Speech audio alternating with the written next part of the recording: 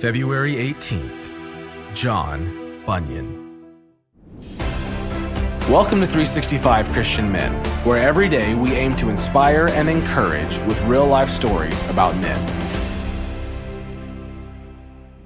John was a 17th century Englishman, a preacher, and an author. He wrote more than 60 books, mostly about preaching, the Christian life, and the struggles Christians encounter. He felt compelled to preach about Jesus Christ at a time when men were not allowed to preach without a license from the government. And yet, without a license, John went on preaching, which led to repeated imprisonments. During one of his stints in prison, John penned the Pilgrim's Progress, a Christian allegory which, within the first 10 years after it was published, went through 11 editions and sold as many as 100,000 copies. On this date, in 1674, John led a church meeting at Gamlingay.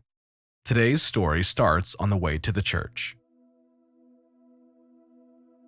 A good reputation is hard to build. Guard it and protect it at all costs. The path to Gamlingay was slippery with slush, and Pastor John Bunyan gripped the reins tightly and spoke to his horse gently. On the road, John saw familiar faces from his church. A husband and a wife were already on their horse, but the husband's sister, young Agnes, didn't have a ride. John paused to chat with the family. The man her father had chosen to escort Agnes to the church had not showed up. Though John hated that she was without a ride, there were certainly other family members who could help. John was a minister, a married one at that, and if he rode into town with a single woman hanging on to him, the talk would fly. He couldn't offer to take her, but it was getting late and the bad roads only threatened to slow them down. The brother asked John to let his sister ride behind him. Surely, the minister wanted her to be at the service. He did, but John knew it wouldn't look right, and he answered no. Agnes urged her brother to ask again, and the young man went back to John, his voice a little firmer. He told John that saying no would break Agnes's heart. Surely he couldn't do that to the poor girl. He couldn't ride off and leave her behind. But John answered with his own firm voice, no, he would not let Agnes ride with him. With him being a married man, it would not look right. If the brother wouldn't listen, then surely Agnes would. John turned to her and reminded her just how angry her father would be that she was riding with someone she wasn't supposed to. But Agnes wasn't thinking. She was too excited about being able to ride with a famous preacher. Her brother joined in, and they continued to pester him. Soon, all the begging, all the urging, all the insistence that she had to ride with him to church wore him down. He gave in, and Agnes climbed up onto the horse, snug against him. Down the path they went, off to church. At first, nothing seemed out of the ordinary. No one stared, no one gossiped. It didn't really seem like anyone noticed. Until they reached the end of town. A local minister who knew both Agnes and John suddenly stopped. His eyes widened in disbelief. He stared and watched them ride by. Wasn't that John Bunyan, a married minister, riding with a single woman to church? The big-eyed minister told others that the two were having an affair. An absolute lie. It was greedily passed from person to person throughout the entire area. There were looks and smirks and whispers. Not many days later, Agnes' father happened to die, and one of the men who had admired Agnes, but she had rejected, plotted to use that fact to get revenge for being dumped. He spread the rumor that Bunyan had provided poison and Agnes had killed her father. Got the old man out of the way so she and Bunyan could pursue their affair. The authorities called for an investigation, and soon the rumor spiraled out of control. How could a simple ride to church turn into such a fiasco? It wasn't as if John had done anything wrong.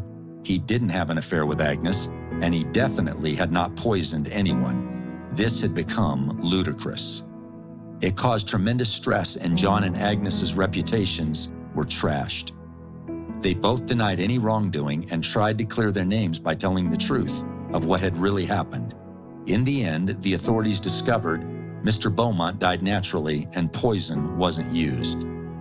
But the damage was already done. To clear both their names and prevent further scandal, Agnes wrote her side of the story and published it. Bunyan wrote as well. In the new edition of his book, Grace Abounding, he brought up how rumors had swirled that he had a mistress, and he swiftly denied them. In his life, he made sure to abstain from a typical kiss of greeting and rarely allowed himself to touch a woman's hand. Never again would John Bunyan let his reputation go unguarded. The Bible tells us in 1 Thessalonians chapter 5 and verse 22, keep away from every kind of evil. What are some things that may seem innocent but could possibly be used against you? In the book of Genesis, the Bible tells us that sin is crouching at the door, that the enemy is looking for an opportunity to pounce and attack us. In what ways can you be wise and guard your reputation? A good reputation is hard to build. Guard it and protect it at all costs.